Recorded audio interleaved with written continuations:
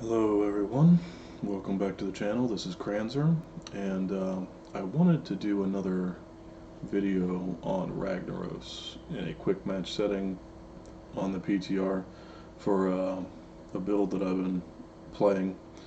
Now the issue, of course, is that I've been in queue, as you can see, 2,300 seconds. So I've been waiting a long ass time to try to get into a game.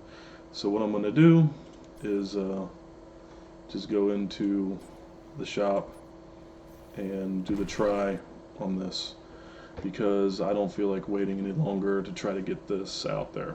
I've been looking on the internet. I haven't really seen anybody doing this build, so I figured I would cover it. Now, what I have seen a lot of is people going with a meteor-oriented build, and it's focused more on range DPS. I haven't seen a lot of people working on an E focus build or a blast wave build. So essentially what we're going to do is we're going to take, hold on, let me minimize this window here. Alright, so we're going to take all the talents that associate with blast wave. So at level 1, Engulfing Flame. At level 4, Slow Burn, and there's reasons, right? At 7, Superheated. 10, this is up to the individual player. I would say if you want to guarantee kills, you want to go with Sulphurous Smash. If you want to just have the additional wave clear, you can use Lava Wave. It also is really strong in fighting in lanes, but it's more of a wave clear scenario if your team has really good wave clear or global abilities to make sure that you don't get pushed heavy. Then you should go with Sulphurous Smash. But if you don't, then Lava Wave could work better for you in that situation. But so we're going to go with Sulphurous Smash. At 13, we're getting Tempered Flames for the shields. So all these things are coming together now. And Blast Echo at 16 for the additional explosion on Blast Wave. And then 20 is kind of the same thing. I don't usually take Flames of Sulfuron, even if I pick up the Sulphurous Smash. Heroic difficulty, it's pretty good, it's strong. And Submerge, since this is going to be mostly a melee in-your-face build, Submerge is also strong, so you would kind of pick between those two talents. In this situation, I'll go with Submerge, it doesn't really matter. So let's reset these guys. Let's change the enemy hero to a assassin, right? So who do we want? We go with Li Ming. That's fine. So essentially the idea of this build is to get in on somebody's face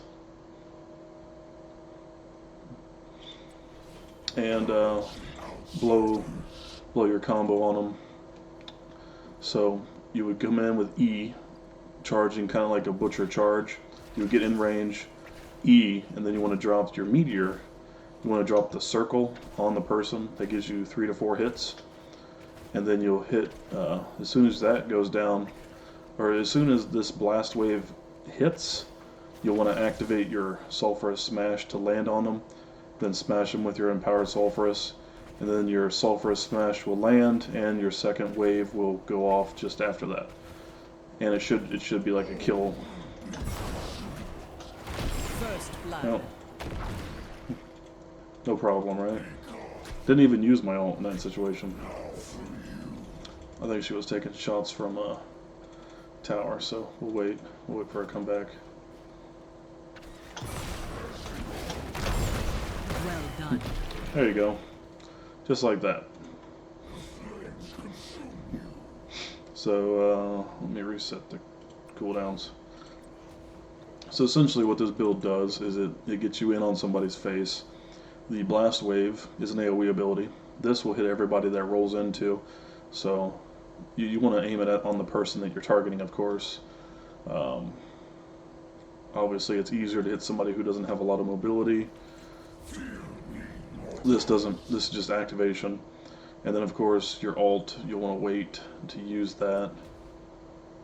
Come on, reset. You want to wait till the first wave of Blast Wave goes off so you get slow burns, slow effect.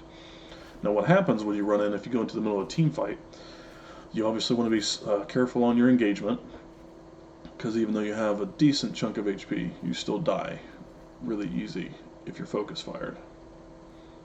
So I wouldn't recommend this build necessarily for instances where you're going to be going into a lot of CC.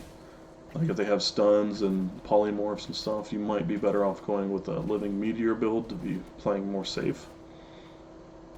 But this build is really powerful for the other instances. Well, that was rather entertaining.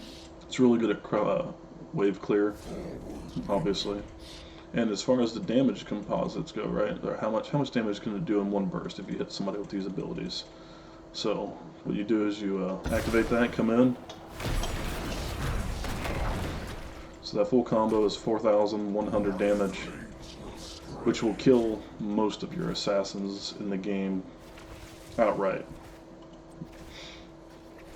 Now what it allows you to do with all these talents that you picked up is that this has a bigger explosion radius for your E, so it's a lot bigger now. You can hit people pretty much anywhere in the team fight area. It's also got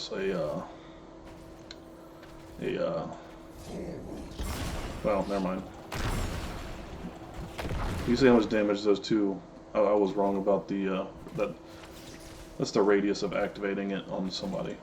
The explosion radius is still about the same. But that's how much damage it does with two waves. The slow effect, obviously, for the crowd control, to keep them from running away as fast.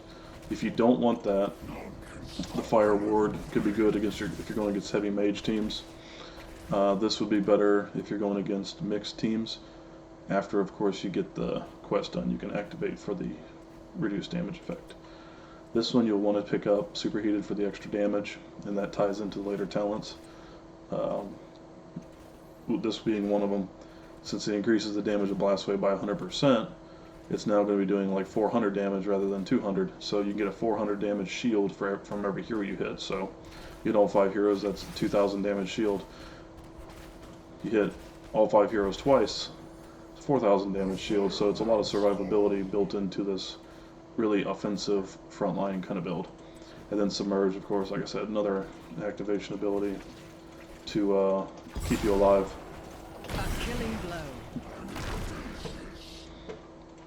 So this build will go along really strongly with the team composition that involves like an ETC or something that can lock people down. Any kind of mass crowd control that your team can utilize to keep people in position. Enemy slain. That's what it looks like, pretty much. If you get in on somebody who gets CC'd, and you hit them with that first shot, and you just drop the combo, that person will die. And you'll also have all those shields to go with it as well. So it's pretty strong, but like I said, it's more of a build for situations where they don't have a lot of ways to stop you from dropping your damage. As you can see, I can still kill her without that ult. So that's why I said in the situations that you don't have a lot of wave clear on your team, you can just go with Lava Wave and still do formidable damage in a team fight without worrying about having to land in that small area for that ult. Because even without the ult, you're still doing about 3,000 damage. So it's 1,000 damage less than what you would be doing, like 1,200 damage less than what you would be doing, or okay, 1,300 with the Sulphurous Smash. But it's still strong. Well done. Anyway, that's the build. I wanted to show it, like I said, in a game with players, but since I was in queue for, I don't even know, 20 minutes or whatever the hell that turns out to be, figured I'd just come in here and show you guys real quick so you could go out and try it yourself. I'll put all the talent choices that I pick in the video in the description, but it's pretty straightforward. All the E's, and then whatever you want for your alts.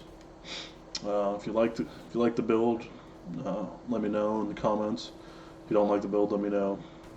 If you like the video and you want to see more videos in the future, I've started making videos again finally. Spent more time away from Twitch and more on YouTube. So if you want to see more stuff in the future, subscribe, thumbs up videos, all that fun shit. But yeah, that's it. I will see you next time. Bye.